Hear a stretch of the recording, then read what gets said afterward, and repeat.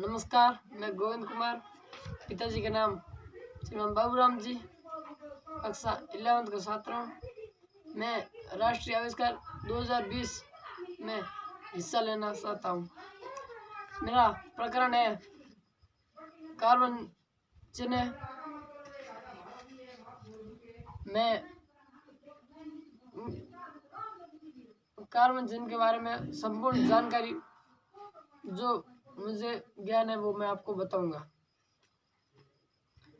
ये मैंने मेरे जब से बिल आने शुरू हुए तब से मैंने सभी बिल को एकत्रित करके रखे हैं। ये मेरे पूरे बिल है और ये मेरे पिछले 2 महीनों का बिल है। हमारे यहाँ पर 2 महीने से एक बार बिल आता है और ये पिछले 2 महीनों का बिल है। अब मैं बताऊंगा कितनी यूनिट ऊर्जा खर्च हुई है और जो आगे है वो संपूर्ण जानकारी मैं आपको बताऊंगा।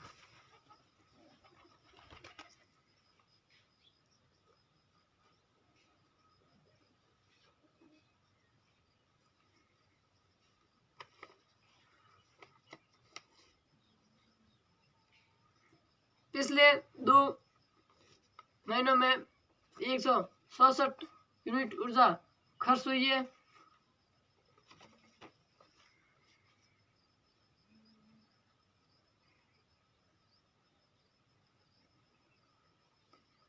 अब इस 167 यूनिट को 12 से गुणा करने पर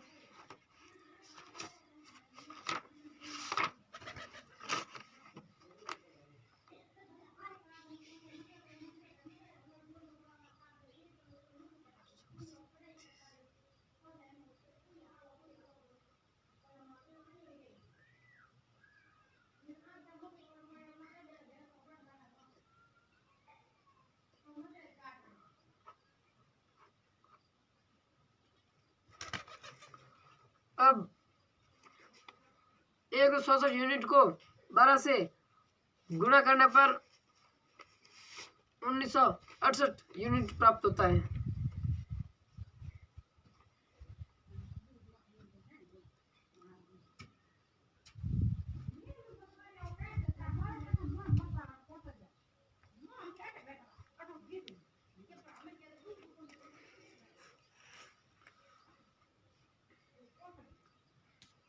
अब आगे 1968 यूनिट में हमारे घर के कुल सदस्यों का भाग देने पर मेरे घर में कुल सदस्य 12 है।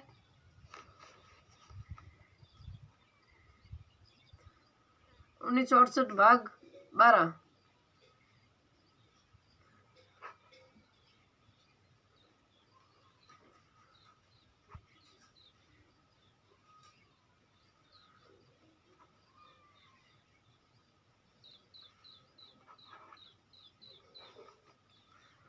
अब 1968 में हमारे घर के कुल सदस्य का भाग देने पर 167 प्राप्त होता है।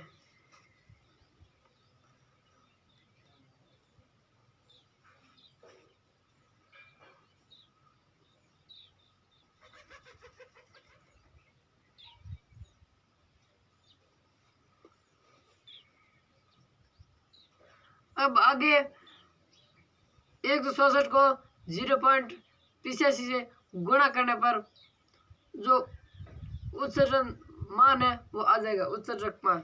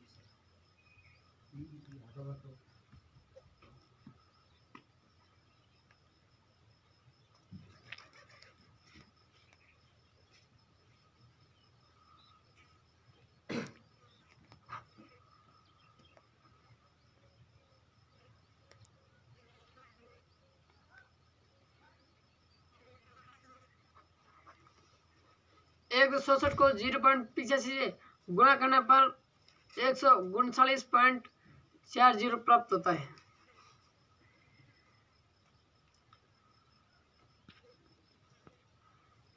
अतः उच्चतक मान 139.40 है और इसे CO2 के रूप में हम 139.40 kg बताते हैं।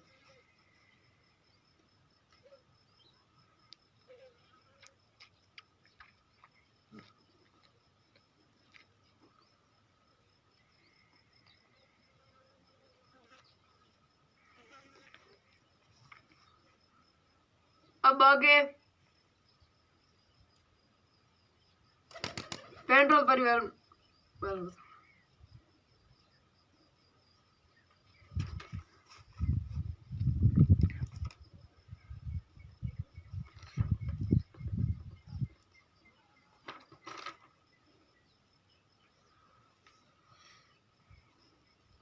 पेट्रोल में हमारे घर में एक मोटरसाइकिल है और मोटरसाइकिल में एक वर्ष में लगभग 20 लीटर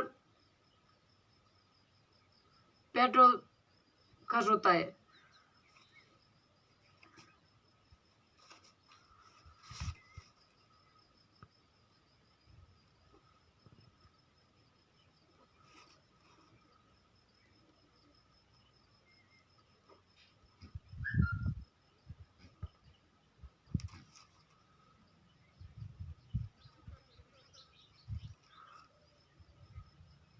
अब इस 20 लीटर में हमारे घर के कुल सदस्यों का भाग देने पर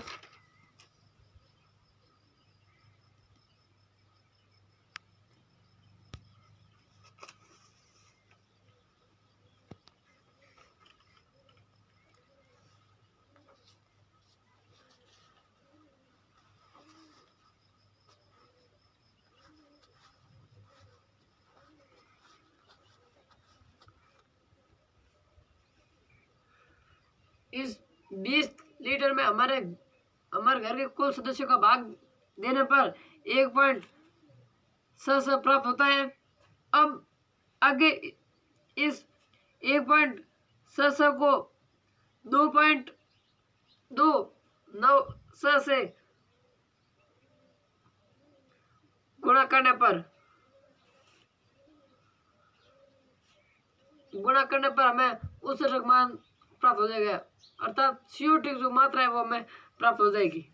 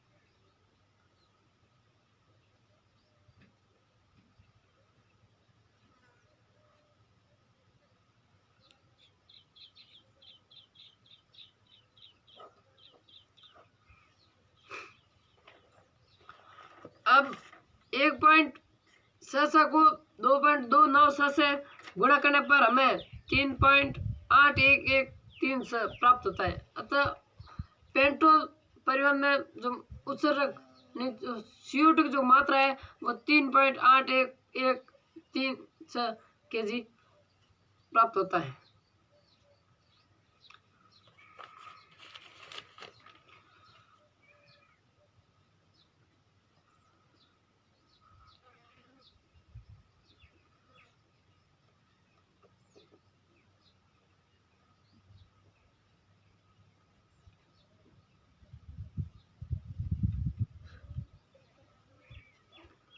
अब आगे रसोई घर में LPG के बारे में हम गणना करते हैं।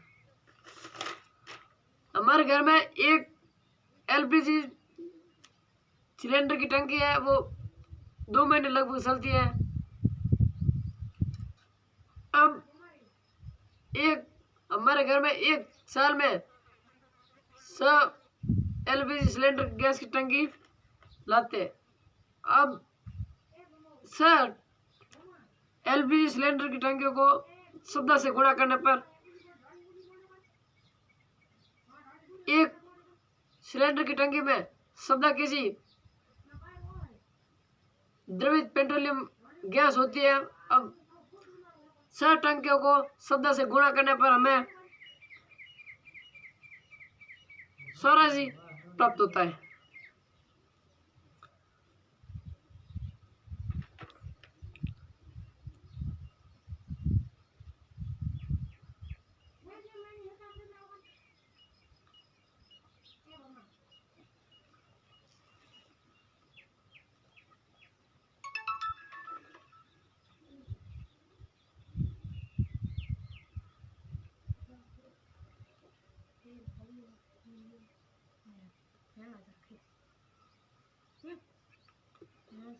एक वर्ष में सिलेंडर की संख्या 100 है और अब एक सिलेंडर की टंकी में 14 kg द्रवित पेट्रोलियम गैस भरी होती है। अब इस 6 टंकियों को 14 से गुणा करने पर हमें 84 kg प्राप्त होता है।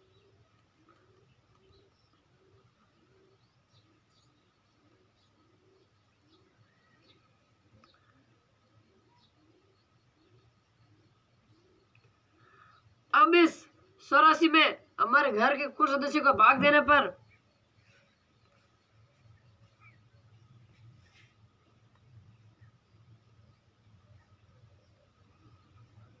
मेरे घर में कुल सदस्य 12 है और अब इस 84 हमारे घर के कुल सदस्यों का भाग देने पर हमें 7 प्राप्त होता है। अब आगे 7 को उत्सर्जक मान प्राप्त करने के लिए हमें 2.983 से गुणा करना पड़ेगा। अब 7 को 2.983 से गुणा करने पर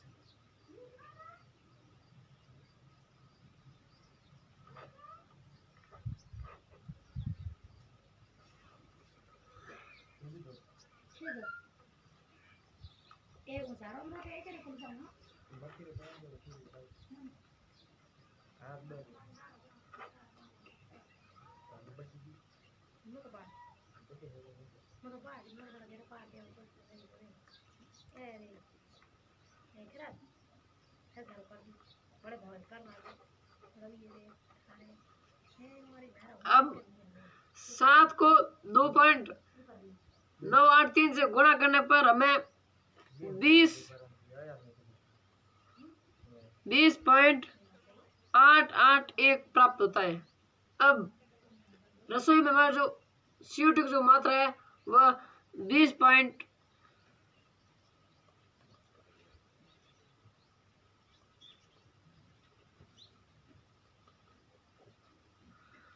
20.881 kg है। आगे मैं जो तालिका दी गई है उसके बारे में बताऊंगा। कार्य नंबर 2 के जो तालिका दी गई है मतलब उसके में हाँ या ना भरना है। तो पहला यह है उसमें कि प्रयोग में न आने वाले विद्युत उपकरण को स्विच ऑफ करना। हाँ सही है, हमें जब विद्युत उपकरण को जब उसका उपयोग नहीं करते हैं उसमें हमें स्विच बंद करना चाहिए। दूसरा है प्रयोग में न आने वाले लाइट को स्विच ऑफ करना। बिल्कुल सही है, जब हम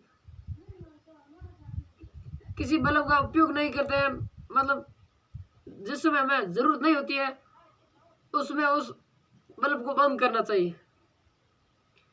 तीसरा पॉइंट है सार्वजनिक यातायात का प्रयोग। हाँ सही है, हमें सार्वजनिक यातायात का प्रयोग करना चाहिए ताकि हम अगर 20 सदस्य हैं तो उस एक ही बस में जा सकते हैं, वरना हम अगर अलग अलग बाइक लेके जाएंगे या फिर कोई अलग अलग साधन लेके जाएंगे तो हमें अधिक पेट्रोल और डीजल की आवश्यकता होती है, अतः हमें सार्वजनिक यातायात का प्रयोग करना चाहिए।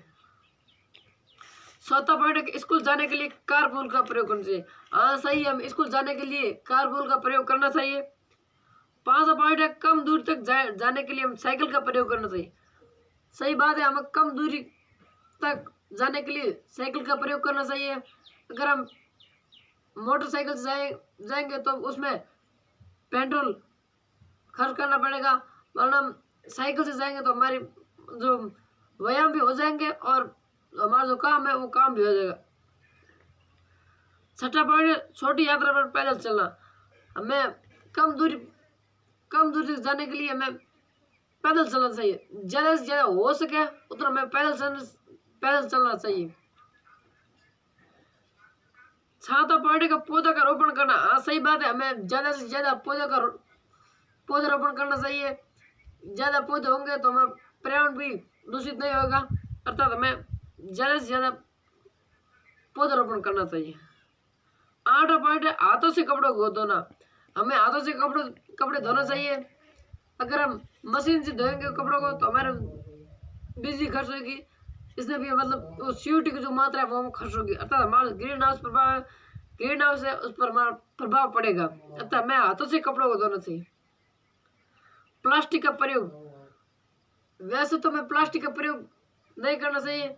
हमारे प्रधानमंत्री मोदी जी ने भी प्लास्टिक पर बैन लगाया था। उनका सपना था कि 1 जनवरी 2020 पर प्लास्टिक पर पूर्णतः बैन लग जाएगा, अतः हमें प्लास्टिक का प्रयोग नहीं करना चाहिए। हमें हो तो ज्यादा से ज्यादा कपड़े की थैली उसका प्रयोग करना चाहिए। जल का न्यायोचित प्रयोग।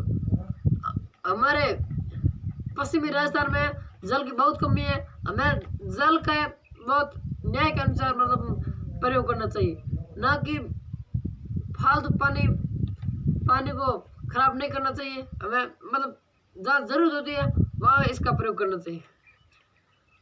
11वां पॉइंट है सौर ऊर्जा का प्रयोग। हाँ ज्यादा से ज्यादा हो सके तो हम सौर ऊर्जा का प्रयोग करना चाहिए। हम बिजली का प्रयोग करते तो हमें जो CO2 की जो मात्रा है मतलब जो बढ़ जाती है, इसलिए जो हमें प्रकृति प्रदत्त सूर्य है उस सूर्य से प्राप्त होने वाली सौर ऊर्जा है उस सौर ऊर्जा का प्रयोग करना चाहिए। 12वां पॉइंट है अधिक शाकाहारी भोजन का सेवन। हमें शाकाहारी भोजन करना चाहिए, ना कि मांसाहारी। 13वां पॉइंट है संभव हो तो वस्तु का पुनः प्रयोग। हाँ सही बात है, हमें ज्यादा से ज्यादा वस्तु का पुनः प्रयोग करना चाहिए। मतलब अगर जो भारी